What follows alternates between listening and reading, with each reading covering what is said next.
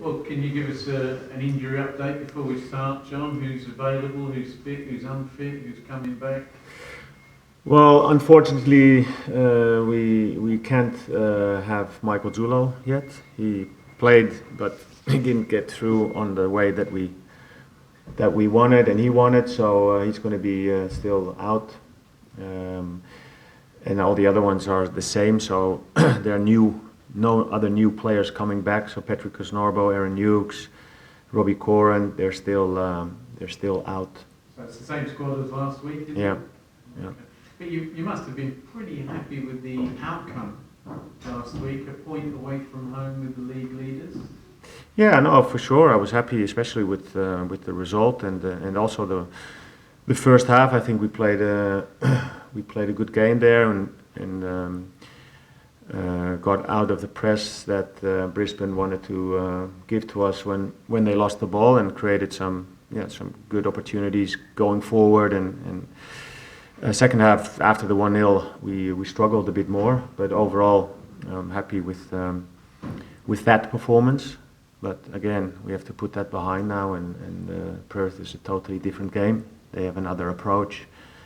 They're as we know, strong with set pieces, but defensively solid. So they're playing a bit opposite than what, for example, Brisbane is doing. So it's another game. Can I just backtrack on Zulo? So will he play youth league this week, or has he pulled up sore after Sunday's game? Or? Yeah, he's pulled up sore, so it's just probably going to take a bit longer. Did you like his from your centre halves? Would you like to give him another go in absence of Hughes and Kisnorbo? You want to change the pack again, or? No, look, even if I would, I can't, because there's not the only thing that we could do is get Jack back there and Benny. That's a possibility. But I think Jacob and Connor showed that that they did well, and Jack did well as a left fullback. So I think that we continue on that and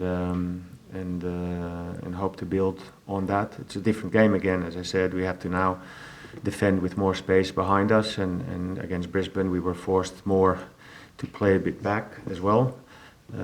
But yeah, it's another opportunity for them to show that they can do it. And Jacob showed that he has the quality. He's not big, but he's strong, and he still can jump high, and it's another way of defending. You can't just step out like in the midfield to take a bit risk to find and try to get the ball. Now you have to really judge in a different way, because if you step out and you miss now, then it's mostly a very dangerous situation, and he coped well with doing that. So hopefully he can show it again and take another step.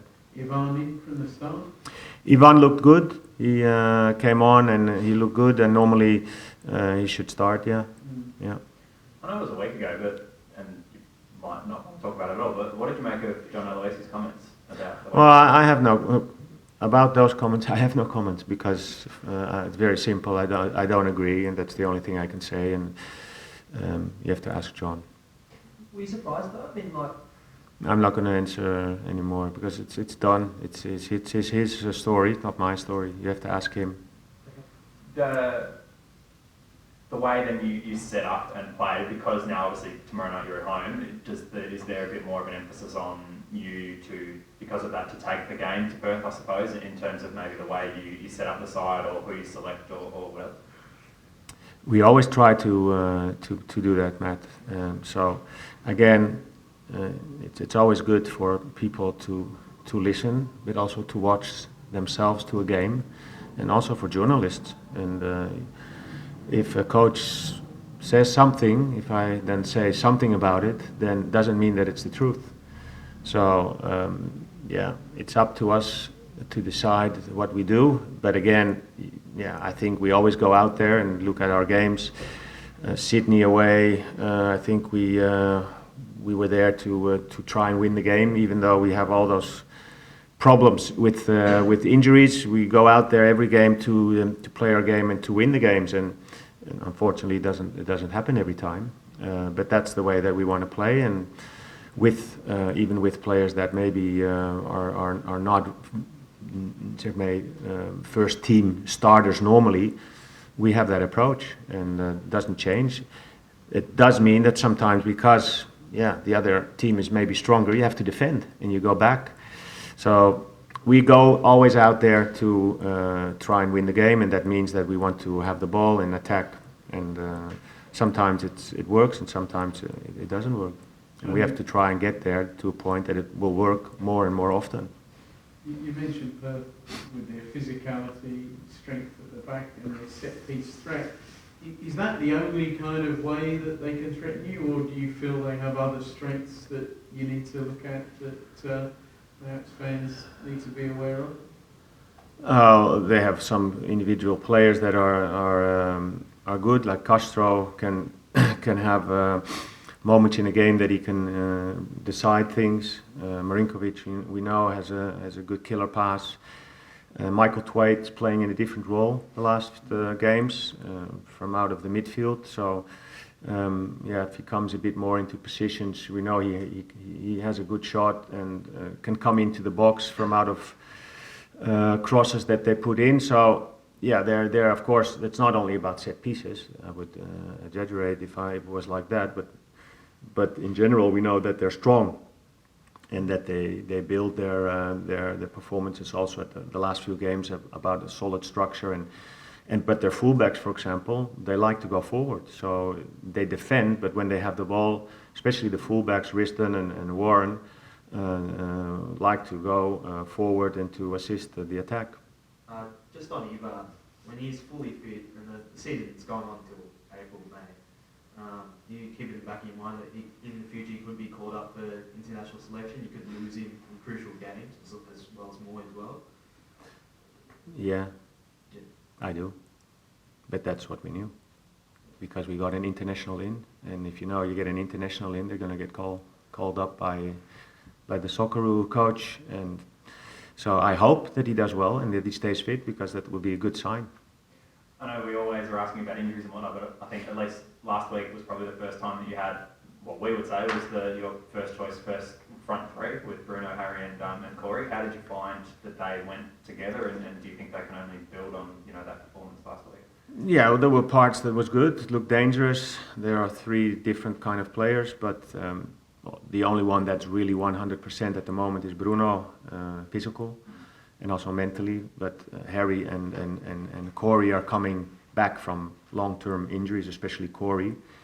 So that's going to take a few weeks. But if you don't play them, then it's not going to happen. So we're happy that they're fit and that we can make use of them again.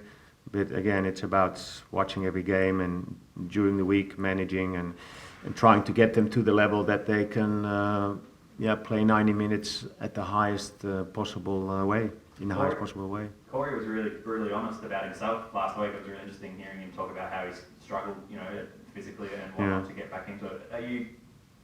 Obviously you're backing him in if you keep choosing him. Are you happy enough with his progress considering how long he's been out for and everything like that? Yeah, they're both working hard, and we also know, and I think that's the good thing, that there's a lot of space for improvement, especially because of their physical situation. And if they get stronger, then their football will get better as well. But even within the situation that we now are, our young players, we use them a lot. Steve, Kuzmanovsky, Ginny, Wadey Decker, not only, let's say, in the start of the league, but especially also in pre-season. So now it's time for those boys to watch and be prepared when they have to come in, maybe. And Corey and Harry in this case are getting more time to get into their fully game fitness. And every time we'll have to just see how they're feeling and how they're going. But that's the way it is at the moment. John, the last couple of home games obviously haven't ended well for the side. Is there a particular focus on righting the wrongs for that one as well? Please the home fans, which haven't been strong in the attendances this year as well? No, of course we're disappointed about the last games, and we want to set that right, and of course that's the only way to do it is get a win against Perth, and everyone looking at the training and the week. understands that, and I think the performance in Brisbane surely was important. But again, we have to show that we can back those things up and make sure that we can make a next step, because Perth, on the other hand, needs a result as well, because they're struggling in the first games in the competition as well.